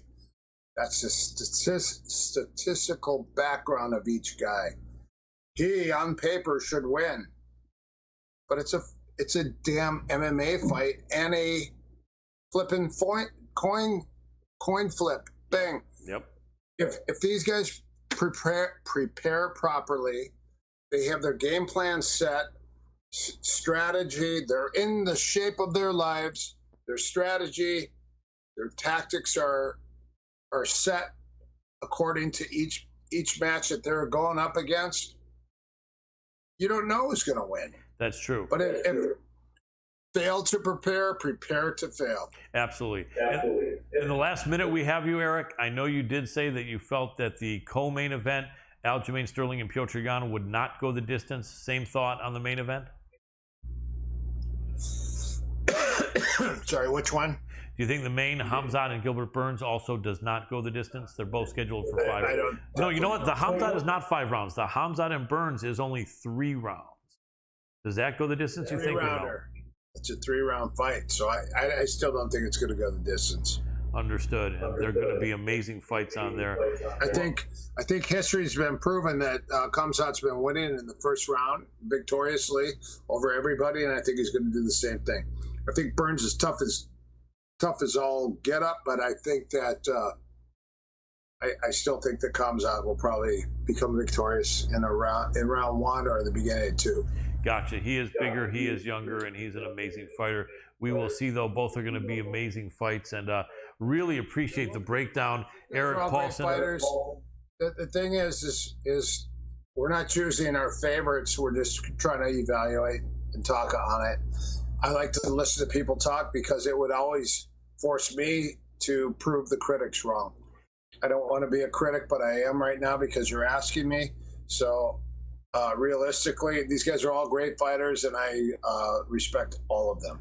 Absolutely. Well, I appreciate that. Eric, I respect you tremendously. You are one of the foremost experts of submission grappling. The videos you put out are amazing. Anyone watching in jiu-jitsu class, if you look at some of the stuff that Coach Eric Paulson puts out, you can surprise your brothers like crazy with some of the amazing stuff from Coach Eric Paulson. Look online. Camp this weekend. We have a camp this weekend also, Thursday, Friday, Saturday, Sunday. Master Higa Machado, Greg Nelson, and me on Friday. Saturday is Nathan Corbett, 11-time world Muay Thai champion. Sunday is 1988 Grand World Cup champion Sabat Tour, the predecessor of Sabat, Nikolai Sonyak. It's in our morning. Awesome. EricPaulson.com for details. We have our camp starting Thursday, Friday, Saturday, and Sunday. Absolutely. You guys know Eric with a K, ErikPaulson. Coach Eric Paulson, huge respect for you. I will check that out. It sounds like an amazing event. Thank you so much for jumping on here and lending your expertise and your time. I really appreciate you, brother. Thanks, guys. God bless all you. And let's watch those fights on Saturday. They're going to be dynamic. Definitely. Enjoy. God bless you too. Take care, brother. Thanks for tuning in. Anytime. Take care. Have a great night, my friend. Thank you. You got it. That was Eric Paulson, Dr. Adam Roorda. Always great to hear his expertise, and I love that breakdown. I love that idea I had putting him in the corner of the guys. That was good, wasn't it? Becoming quite the regular guest. It's awesome. Yes. And we've got our other person, our last guest of the evening, I believe. Hopefully he'll be online. We'll see. Looks like it may not be online, actually. I hope he is. Let's give him a shot because he's due 3 minutes. While we're teeing up here, make sure to hit up at MMA Power Hour. Give us all the likes, comments, shares that you can. Also, hit up the Hannibal TV if you're not over there. Definitely swing on by there. It's the Hannibal TV. Just put it in the search bar. You can find it. Great North Wrestling or the Hannibal TV, either one. Yep, Hannibal the Cannibal. And also hit up lithtoken.io. I am actually a blockchain architect over there, building out blockchain solutions for NFTs as well as ESG, which stands for environmental social governance. We're building out some really cool stuff, patent pending on physical NFTs. Believe it or not, I think just insane stuff. Check it out. They are very nifty as NFT. Right now, we are available on DeFi, so if you head on over to Uniswap, you can go ahead and use some Ethereum to swap out for Lith token. No speculation on where we're going to go, but as far as building the technology out, we only have one direction to go, and that's up. I'm a moon boy in that sense. Absolutely. If you are in the metaverse, Dr. Adam Roorda here is the lifeguard. I'll do what I can to take everybody to the moon, literally. Yes. That's what it boils down to. You're going to do it, man. Thank you, everybody, for tuning in. I'm going to go ahead and try to bring in our last guest. Fabulous.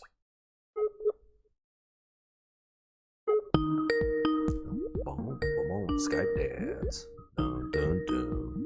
Dun, dun, Back is sore. Jens Pulver. The Jens Pulver MMA Power Hour Skype dance. Raphael, can you hear me? Raphael Stotts, can you hear me, my friend? Hello? Hi there, can you hear me? Raphael, can you hear me? Speaker on. Can you hear me, Raphael? Yeah, now I can hear you. Beautiful, I got you. As long as you see yourself on screen, we're good to go. Let me give you a proper introduction because we are live. Ladies and gentlemen, so happy to have back on the show. I think it is for the third time. We're so glad to talk to him. He is now the title contender. Fourth time, my producer mentioned. So much appreciate Mr. Raphael Stotts. He is a bantamweight contender, going to be fighting for the title coming up on April 23rd in Bellator. Mr. Raphael Super Stotts. Welcome back to the show, Raphael. Hey, what's up, man? How you doing? Doing good, my friend. How about yourself? Doing pretty good. Can't complain. Good. You look good. Your fight is what, 2 weeks and 2 weeks or 2.5 weeks out, Yeah. isn't it? Yeah, about. And it's going to be one of those back-to-back Bellator cards. Yours is on a Friday and the other one's on a Thursday, or is one on a Friday, one on a Saturday? Yeah. So there's one on a Friday and then mine's on the Saturday. There we go. I like it. It's going to be amazing. Chris Cyborg is the main event there, and then you will be fighting Juan Archuleta. Now, it was going to be you against your teammate Sergio Pettis, and that was tough because everyone hates to fight their teammate. But what everyone says, if it comes down to a big payday and a world title, we got to do what we got to do. I'm sure you and Sergio had an agreement on that. But when he fell out, I believe because of an injury, is this for an interim title or is his title stripped and this is for his title? No, this is for an interim title. Yeah. Okay, and so the winner is going to be an automatic mandatory for Sergio when he gets back. Okay, yep. That's cool. So this fight with Juan was announced, what, about 7 to 10 days ago, something like that? Yeah, I think probably like a little longer than that. Maybe a week or two. Right, maybe 2 weeks. Okay. And Juan Archuleta is a tough dude. He's a good guy, grinding wrestler. You guys are similar, I think similar size, similar age. You're a year younger than him. He's got 28 fights and he's 25-3. And we're going to grab your record right here. You have 18 fights and you're 17-1. Statistically, that's a better winning percentage on your side. But tough dude, man. What do you think about Juan Archuleta? Has he ever been on your radar before? He spent a little bit of time, I think, up at featherweight, and then came down, if I'm not mistaken, and is a grindy, tough dude. How long has he been on your radar? Do you know him at all personally, and what are your thoughts about him? Yeah, I don't know him personally, but I've been trying to fight him for a while. I feel like I was trying to fight like number one guy for a while. He was like ranked number one for a long time, so I was trying to fight. Pretty much him, Tachi, Magomed, like all of them, I was trying to fight. Just because they were ranked above me, and I'm looking for a challenge. So yeah, and I knew if I fight any of them, I'd get closer to fighting for the belt. So yeah, it's definitely been on my radar. It's definitely been something that I've been looking forward to do. Just recently, after the Magomed fight, I actually kind of called him out, and told him like, hey man, you got the number one spot. I'm most likely next for the title, but I'm willing to forego that because I figured it would take longer to fight for the title to fight you, and then you get a chance at fighting for the belt, if you beat me. And he gave me every excuse in the book why he didn't want to fight me. So I feel like he's forced into this situation now because it's like we're fighting for the belt, and it's the first round of the $1 million tournament. So I'm super happy. I don't know how he feels about having to fight me, but he's agreed to do it. So we got that. I like it. Now here's a question you might want to keep secret, or maybe not. When all of a sudden you don't have to fight your teammate, any possibility your teammate can be helping you out, Sergio Pettis, for this fight?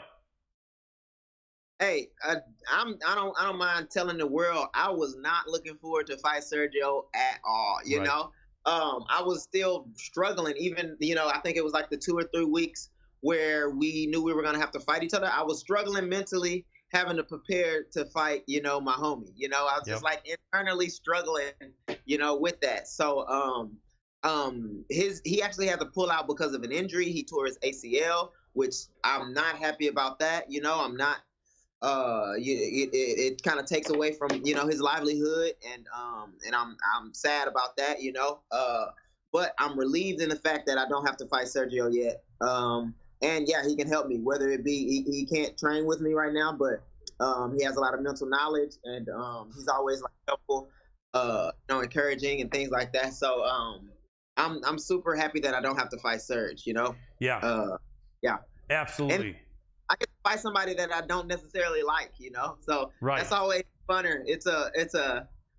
I feel like a better morale thing for me to fight somebody that I can give 2 shits about.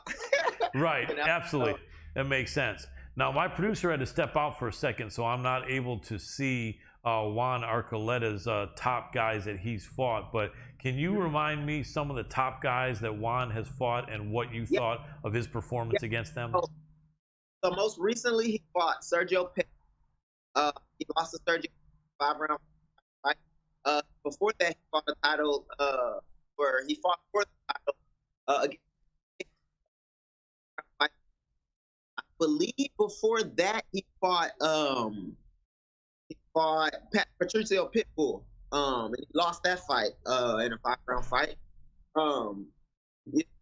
He's fought some tough competition. He definitely has. We have one opponent in common, which is William Joplin. Rest in peace. He passed away, and he had a 3-round war with him, and I finished the first round. Oh, so, wow! Now, has anyone finished Archuleta? Not that I am aware of. I don't believe he's been. So when you look at a guy like that who hasn't been finished, do you take that into consideration? Like, obviously, if there was like a street fighting league, which is not MMA professional fighting, but obviously, like if we were in high school or something like that, and another guy's a good street fighting scrapper, no one's ever stopped him, you pretty much as a kid would say, okay, I'm not even going to try to stop this kid because he just doesn't, it's not that way. People don't stop him, so I'm going to be smart, right? But I think in the pro level, when all it takes is one mistake on the other guy's part or one extra quick solid move on your part, and you have to have the confidence in your ability. You probably are not thinking that way. You probably are feeling, if I'm not wrong, you're going to be the first guy that stops him. Yeah, that's always like added motivation. I stopped him before. I first. I can't post to my last opponent that no one has stopped before. I think I can get the job done. I mean, it just tells me he's tough. He's well-rounded. You know, he fights well through adversity, maybe. You know, but I'm a different animal. You know, and I'm pretty confident in the fact that I can put him away. Gotcha. So you have a strategy in mind. Do you like to look at tape of your opponent, or do you just have your trainers do that, or do you both look at it together, or what? I feel like I'm like super prepared. I grew up at Rufus Sport with Duke Rufus. Now, Rafael, we're having some bad sound problems with sound interference. I hate to ask you, but is there anywhere else you might be able to sit? If you can't, I understand. But yeah, I hate for people to miss what you're saying, but it's like we're only getting like one word out of 10. Okay. Is this any better? Yeah, this is a lot better. I hate to ask you, or I hate to inconvenience you, you know. But yeah, okay. So what were you saying about you're very prepared, but then as far as the question about whether you watch tape or your trainers do, or you watch it with them or separate with them, what do you do on that? I'm usually like super prepared as far as like fight IQ. A lot of times the coach. So I grew up at Rufus Sport throughout my pro career. They got a good job of like preparing my fight IQ, and the fact that I usually like look what I need to do, and then I'll reconvene with the coaches, and then most of the time now it's like they just agree. You know, they agree with me because it's the knowledge that they spewed to me for years. So so I look and I do watch film, and I do watch for tendencies. I do watch for things that I can do. And I see all those things, you know, and I've got those things kind of dialed in. And now I just, you know, I don't like watch consistently. I see what I need to do, and then I just go get good. So I just get to the grind and get to, you know, working those things in real life and applying things in practice, and you know, I'll come out on top. I like that. Makes sense. Let me ask you something. A few years back, people were criticizing Rufus Sport Team a little bit, saying that if you're a newcomer, you come in the gym, everyone's just going to beat the shit out of you mercilessly. Like, you show up there, just get ready to have, you know, the brakes beat off you every day that you show up. Now, did that really happen? If it did, has that stopped happening, or is that just something that was random things, or are you noticing that? You seem like a nice guy. Hopefully, if some 18-year-old kid who's not even a professional fighter comes in, they're not going to put him with you and have you beat the brakes off him, you know, in a training session. Tell me about that. I think majority of that is like mindset, or like how you view perspective, I should say, because I appreciate someone like pushing me and, you know, throwing hard at me, so that I don't have to. The first time I experienced that is not in a ring, you know. So I welcome that type of thing, and I thank my partners for giving me those looks. Rufus Sport, we do spar hard, you know what I mean. But it's not like a thing like, oh, this is a new guy. I'm sparring my best friend. Me and Sergio's had like some of the worst rounds. I got Christian and Manny Rodriguez, who's also or Manny Sanchez, Emmanuel Sanchez, who's fighting on the card with me against Yancy Menedez or something like that. Yep. Yeah. Medeiros. Yeah, and we've like tried to take each other heads off, but it's like out of love, you know. It's like, I don't want nobody else to do this to you, so I'll try to get you prepared. Right. You know, and we welcome that. And we like being in the fire of that. So it's definitely different if you're not from that, or you're not you don't spar like that. Right. So I can see where people can get confused, like, oh, they just trying to take my head off, but it's like we trying to take all of each other's head off. Right. Not just you. It makes sense. It makes sense. And I think what happens probably around the country, especially since MMA has become so popular, is you probably get a lot of young guys and even some girls that are not necessarily even thinking of an MMA career, but they were kind of a good athlete, or they wrestled or did a little karate in high school, and they show up at like a Rufus sport and say, hey, I want to just jump in here with the pros in a class. And I think like probably that's not the thing that anyone wants to do. You want to keep the weekend warrior, even if they wrestled 2 years in high school, or even if they took karate for 3 years when they were a kid. You want to kind of keep them training with them, not with professionals. The practices at Rufus Sport are like invite only kind of. So you have to be a certain level of pro before you can even attend the pro practice, like the pro sparring. But again, too, a lot of those are like super high level people, you know, It's like super high level people. So if you are invited, you know, and you're maybe on the like least experience side, you know, it's going to be tough. You know, you got people that have been doing this for years at a high level for years. So, it's tough rounds, you know, it's, it's just the way it is. Absolutely. Who are some of the people that may be retired now that trained out of Rufus Sport? Wasn't Paul Felder there for a little bit? Yep, Paul Felder was there. Bilal Muhammad was there for a while. I mean, we got Manuel Sanchez, we got Christian Rodriguez, we got Anthony Pettis, Sergio Pettis, Gerald Mearshart, Ben Askren, Tyron Woodley was there for a long time. John McDessie. Nice. It's just it was a madhouse. Nice. Have you ever tried the Anthony Showtime Pettis kick off of the cage in a fight or in training? Say what? Have you ever tried that famous Showtime kick that Anthony Pettis created where you jump off the fence? Have you tried it in an actual fight or just in training? Yeah, we box Anthony Pettis, you know? So, some killers. Absolutely. So this is going to be a real good fight. This is over in Hawaii. Have you been there before? My first fight for Bellator was actually in Hawaii. So this will be my second time fighting in Hawaii. Cool.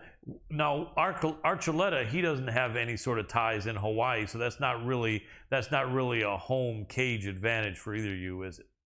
Yeah, neither one of us got a home cage advantage. I would say though, I would have the better home team advantage because I'm training in Vegas, and they call Vegas the 10th island, I guess, of Hawaii, or like the 9th island, maybe something like that. But there's like a lot of Hawaiians here. Kai Kamaka, who I've known since I was in college. He's like there. He's from Hawaii. He's gonna be fighting on the card. Also, we got Boston Boom Boom Salmon. He's a Hawaiian. We got Maki Patolo. So I'm like with a lot of Hawaiian. I'm actually like learning to speak some pidgin. Nice. Yep. Yeah. So I feel like I have like a little bit of the home advantage. Not really, but kind of. Very cool. Good people. You know, my brother lived in Hawaii for a couple years, and absolutely great fighting spirit. Those are good people. We've interviewed Kai Kamaka. He's a tough guy, great fighter, and those other guys you mentioned, absolutely. Well, this will be a great thing, especially getting a win over Archuleta, being able to put that interim title around your waist, and then down the line, you know, you will have to fight Sergio, but at least you'll be able to have that title without having to fight Sergio, and that will be amazing. That would be a great feeling for you. Yeah. And you know, and then I got 3 fights before I have to fight Sergio, which is kind of nice too, you know, because I'm in this $1 million tournament. Oh, that's right. That's right. This is the first round of the tournament. I'll fight somebody in the semis, and then I'll fight somebody in the finals, and then I'll, you know, win $1 million. Then I can like unify with Sergio, you know, if that's what, or if he's ready, or when he's ready. So even though it's a $1 million tournament, Bellator title fights are 5 rounds, right? Yep. So, all the title fights are 5 rounds. So all your fights after you beat Archuleta will be 5-round title fights. Yeah, I'm a 5-round fighter now. I love it. I love it. Who is in the bracket that when you beat Archuleta, you may fight in the next round of the tournament? So the next round, I got Leandro Higo, or the winner of Leandro Higo, and then there's a wild card fight. So Hornell Lugo and Danny Sabatello. Okay. So the winner of Hornell Lugo and Danny Sabatello will fight Higo, and then I'll fight the winner of that fight. Who are some of the big names in other brackets in the tournament? You got Horiguchi, Kyoji Horiguchi is a big name. You got Patchy Mix. Oh yeah. And Gallagher had to pull out of the tournament because he hurt his hand. Who else is in there? Barbosa or something like that. Right. I forget it. And then Josh Hill, who I fought before. Okay. He's a good opponent too. All right, Patchy Mix. We've interviewed Patchy. He's a really good fighter. You and he would make a very dynamic fight. What do you know about him? He's on the opposite side, so he's like one of. Oh, also Magomedov. I forgot about him. The guy you just beat, right? Yeah, he's in the tournament too. They're all on the opposite side, Patchy, Magomed, and Kyoji. So I probably get to fight one of them in the final. If you had to rate those three from best to second best to third best, what would they be? I would say Kyoji, Magomed, Patchy. Okay, but they're all very, very good. You've beaten Magomed. They all have the possibility of beating each other. They're all, very high skilled mixed martial artists. Would you want to run it back with Magomed, or if you had a choice, would you rather move on and fight Patchy or Kyoji? No, I literally fight whoever they put in front of me. I like fighting Magomed again. I feel like this fight will be tougher because he'll be. I feel like the last time he maybe overlooked me a little bit. But now he'll know, and he'll come, more prepared maybe. So that'll be a fun fight. It'll be a tough fight. But it's also super fun to fight some of those. It probably is more fun to fight some of those guys I haven't fought before. Yeah, because it's just unknown challenge. I kind of know what I got to do against Magomed. I know where I'm strong against him. But yeah, it's like finding out those things. It's like part of the mystery is like the alluring part to me, like the possibility of them, maybe being able to beat me, or maybe, being quicker, faster, better, that stuff is fun to me. It's a fun, game of chess we play. So yeah, that'd be funner to fight maybe a different opponent. Absolutely. I think Patchy might have the best hands out of those guys, or am I wrong? The best hands? Or am I wrong on that? Hell no. Patchy got the worst hands. He does? Oh, man, it shows. Patchy is primarily a grappler. Okay. He has hands, but that's not his strong suit at all. His strong suit is grabbing the back and grabbing people's necks. He's very good there. Yeah. He's not so good on his feet. Okay, I don't know what maybe. I guess he's kind of unorthodox, though, isn't he? He's kind of tricky. Yeah, that kind of orthodox style of striking. But his striking doesn't last long. He's usually diving at legs and diving or attacking the back. I shouldn't say diving at legs. He's usually getting people down, and he's pretty good jiu-jitsu too. But his grappling is pretty superb. Absolutely. Now, one of the things that's unique about you is that, literally, your grappling and your hands are it seems like about equal, which is really unusual. I mean, that's where I have advantages over a lot of people. Is I can adjust to what I need for the fight. If it comes time where I need to be a Marine, I can be a Marine. If I need to be a Navy SEAL, I can be a Navy SEAL. I can be an air, whatever they call the people in the air. So Air Force. Air Force, yeah. If I need to be coming out the Air Force, I can do that. So it makes it hard to game plan for me, and it also makes it easy for me to exploit weaknesses. Exactly. Because in the matchup with Archuleta, it would seem like you have better hands. Yeah, I think I have better hands. He has a little better maybe cardio. His movement is good, but also with the Archuleta fight, I feel like I'm better. Everywhere, a little bit better technically. Again, we got to see what it looks like when we put it all together. But technically, if we were just striking, I feel like I'm a little better striking. I feel like I'm a little better technically wrestling. And then the jiu-jitsu, I feel like I'm a little better jiu-jitsu. But putting it together is kind of where we're gonna see who's better. Absolutely. Yeah. Is your frame similar? Are you about a similar height as him? He might be, we might be similar. I don't know. I think he might be a little taller. I don't know. I think he wear orthopedic shoes sometimes. Nice. So sometimes I feel like he's like taller than sometimes he's not. Yeah, that is So weird. You never know what he's doing on that. But he's definitely he's definitely gonna come in with the longer beard, isn't he? Yeah, he gonna come in with the longer beard. He's probably gonna have me there, but he ain't got no hair on the top of his head, so I'll beat him in that respect. I love it. Yep, the hair of the head. You got him with the hair of the head. Because he's like up here a little bit, probably because of that tin cap he wears. Yep. So or that conquistador hat that he wears. So so I got him in the hair, Absolutely. Absolutely. Well, that's going to be a great fight. Hey, let me ask your opinion on a couple other fights before we go. You got AJ McKee running it back with Pitbull, Patricio Pitbull. Is that back at 45 or is that at 55? Do you know? No, it's back at 45. It's a rematch at 45. What do you think? I mean, obviously, no one thinks it's going to go exactly the same as before, where McKee catches him in 30 seconds or whatever. But how do you see that fight going? And is there anything that Pitbull can do to give himself a much better chance of winning? Or do you think that exists even? Man, I am done doubting that AJ McKee kid. I'm done doubting him. I stopped doubting him after he fought Darian Caldwell and caught him in like that crazy guillotine looking kid. And he's super well rounded too. He's like he can take the fight anywhere. So I'm actually excited. I hope it's like a more competitive fight. I think it can be a more competitive fight. I also feel it's going to be a different fight because Patricio knows, or he felt him and he feels. I feel like a lot of AJ was like unknown, So now he realizes, he possesses danger, and so I think it could be a very close fight. But I'm excited. I'm done doubting AJ McKee. I got to go with AJ McKee because I'm done doubting it. It was like kind of where Conor McGregor was for a while. I was like, I don't know if he's good. Then he kept beating the next guy, and I'm like, I don't know. But this guy is like tougher. And then he's like, he proves himself in every test. So, I'm done doubting the guy.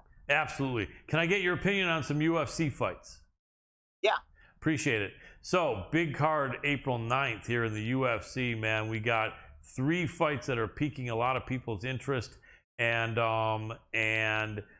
it's Alexander Volkowski against Korean Zombie. It was supposed to be Volkowski Holloway 3. Korean Zombie took it on about a 1-month notice, maybe 5 weeks. He's such a tough guy, but man, the way the Australian has been looking, Alexander Volkowski. I mean, one thing I don't know if you know about him, he's about 5'6" and a half, and he fights here at featherweight. He used to play rugby, and he was weighing about 220 pounds. And he was a competitive professional rugby player, I believe. So this is a guy who just carved out of stone from being a really, really thick guy. I mean, he probably walks around at 170 or something, and he fights at 45. Nevertheless, he looks so dynamic. When Brian Ortega couldn't catch him in that guillotine from Mount, that was crazy to me. Like once he got out of that, he just made me feel like I don't know who over there is going to beat him at featherweight. I don't think the Korean Zombie gets it done, but as a high-level professional fighter as you are, is there something I'm missing? I mean, I know anything can happen, but what could the Korean Zombie do, man, to take that title Saturday night, do you think? Man, that's a tough fight, I feel like, for the Korean Zombie. To be honest, Alexander Volkowski just looks kind of untouchable. Not untouchable, but he's like very strong everywhere. I think that Korean Zombie does have like a knockout or a puncher's chance. But I think like that pressure, like the longer the fight goes, the kind of the worse it's gonna get for the Korean Zombie. Because his pressure is relentless and it's steady, and he keeps that same, it almost increases throughout the fight. So I think Korean got to come out and, throw combinations, and catch him. Because he does get hit, Volkowski, but he usually takes them well. But Korean Zombie has some knockout power and he has some, hands of stone, I feel like. So I think that's his best bet. Makes sense.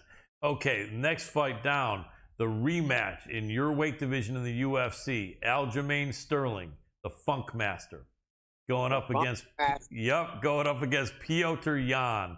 You remember that fight, I'm sure, from a year ago. Sterling came out, looked like he was owning him in the first round, or most of it. All of a sudden, he looks like he's gassing for some reason, which he never did before. Piotr Jan was just laughing off his takedown defense, piecing him up, and then that illegal knee while Sterling was down. Everyone's screaming. You got all these jackasses on the keyboard sitting there eating their hot dogs and hamburgers and nachos, saying, oh, man, he could have got up. Man, that doesn't even hurt if someone knees you with the head and all this, right? I mean, I hate when I read that because it does hurt when someone knees you in the head when you're not expecting it. Yeah. And bottom line, though, is Sterling getting all this hate for a full year.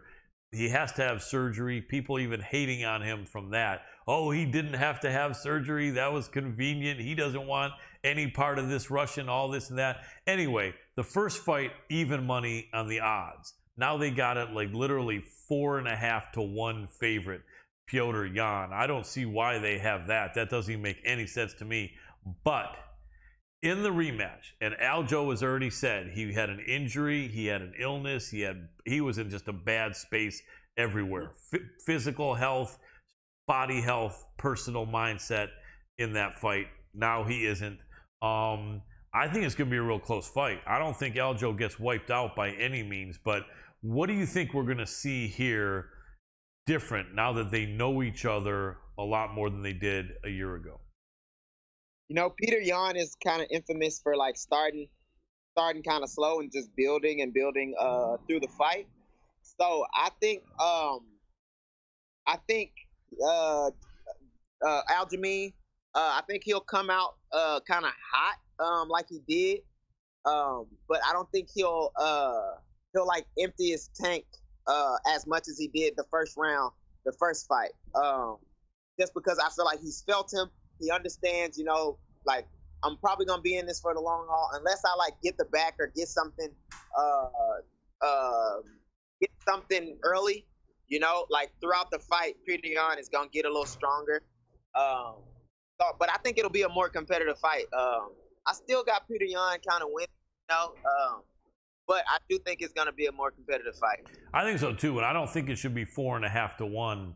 No, definitely not. Yeah. I'll probably put money on Aljamain just because. Yeah, because he's got a good chance.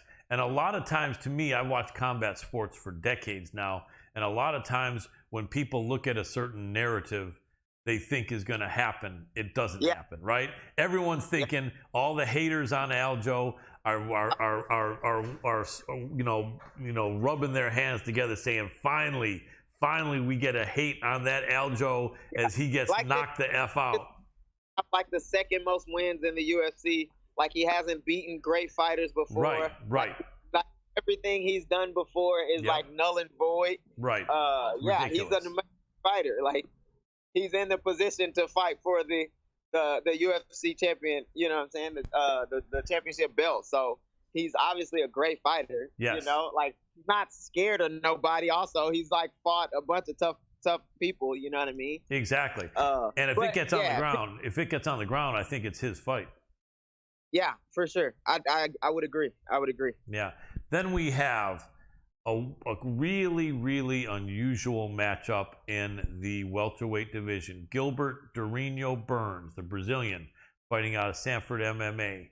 Former title contender, coming off a big win against Wonderboy Stephen Thompson, against Hamza Chemiev. One of these guys from the Eastern Bloc. He's not from Dagestan like Habib and Islam. He's from Chechnya, which is right nearby there. They grew up in that combat Sambo system, which is wrestling with submission holds and I think a little bit of striking. And he's 6'2", fights at 170, but he also fights at 185. People point out Gilbert Burns at 5'10" used to fight at 155, but that was about 5 years ago. He's fought at 170 for a while. The X factors are this. Well, the factors are height-wise, 4-inch height advantage for Chemiev. Age advantage. Chemiev is, I think, 27, and Gilbert, I think, is 33. but experience-wise, all Gilbert Burns. This is a jump up in class for sure for Hamza. And as you probably know, there's levels to this. You know what I mean? Someone could come into Bellator, beat 2 guys, and then if they throw him against you, you wipe him out in 8 seconds. You know, there's levels to this game. The big question mark is, and I had Gilbert on the show a month ago, is this Hamza legit? Can he do what he's been doing and wipe out a top guy like Burns, or can he even beat a top guy like Burns? Before you tell me your prediction, what do you think we should look for that could give us an idea, other than the obvious, that maybe something is going one of the other guy's direction? And what do you think their mindsets are going to be? What do you think their corners are telling them? What do you think might be what we see unfold, let's say, when that bell first rings? I feel like I feel like we'll kind of know early in that fight, because they're both like super well rounded, but they're both grapplers by trade. So I think we're gonna see like how good, you know, Chemiev's stand up is. You know, we know that Gilbert has had a couple knockouts, and he's like been tested with his hands a little bit in the UFC. So we know his hands are there. We're gonna see the one stand-up fight that I feel like he had in the UFC. Chemiev was against one of my teammates. Yeah, Mearshart. Yeah. You know, my teammate kind of started slow, and we didn't really get to see a lot of what he was doing. You know, I don't feel like my teammate's head was in the right place at that time. Yeah. You know, but yeah. So we'll see. I think that'll be like, I think we'll find out kind of the first to the fifth exchange they have, you know, how the fight is going to go. Yeah, I agree. Now, that's also about a 4.5 to 1 odds with the handicappers. I don't feel that's right either. Do you? That's crazy. Yeah. I mean, but he gets a lot of hype, that Chemiev. He does. But what if we put together a parlay, Aljamain Sterling to Gilbert Burns? I think for $100 that pays like $2,000 or something like that. Yeah, right? Yeah. That's, you know. Yeah, I feel like that's a, you know, like, yeah, I'm going to do that. Right? I'm telling you, right? Because these guys got a chance. I mean, yeah, you hit, man. Yeah. Yeah. But I think one thing that I used to think, and I've been watching combat sports for a while and training as a martial artist, but I was never a pro fighter, so I don't know. But to me, like, here's what I'm thinking. If I'm Gilbert Burns' corner, I'm not going to be nervous going into a fight, because you got to say to yourself, this guy can't be that better than a Kamaru Usman or, you know, like that, right? So, you know, whereas on the other side, Chemiev never seen anyone as good as Gilbert Burns in a professional fight. So I used to say to myself, well, shouldn't the more experienced guy immediately go out there and try to put it on the less experienced guy? But I think in a way I might be thinking of something more like in a lower league, right? Like, or in high school. I feel like it's a thing, you know, when you got a guy coming up, because he's like really coming up in competition, it's easy to like kind of dismiss him or dismiss his skills, just because of, you know, who you think he fought. And then if you're like overconfident, I feel like that's kind of where Aljamain kind of messed up with Peter Yan. I feel like he was a little overconfident, you know, and he like extended himself, you know, whereas if he respected him a little more, you know, he would he wouldn't extend himself as much, you know, he would fight a little bit within himself, but, you know, kind of technically, but so if you extend yourself and then they as good as, you know, people say they are, then you're kind of in a, you know, a rough spot. So I would say like Gilbert should be confident in what he, you know, what he done to accomplish where he's at. But I wouldn't dismiss Chemiev. You know, I wouldn't overlook Chemiev. You know, he's another dangerous fight. Every fight really is a dangerous fight. Everybody, you know, with MMA, you never know what can happen. So you got to realize, like, people are dangerous. I got to be aware that they're dangerous, and I got to approach it accordingly. Absolutely. Any prediction on that one, or are you on the fence on that one? Prediction? I want to say Dorino by Check Hook. Love it, love it. Gets him with a strike. And would you feel Dorino has a better chance to pull the upset than Aljamain Sterling, or do you think it's about equal?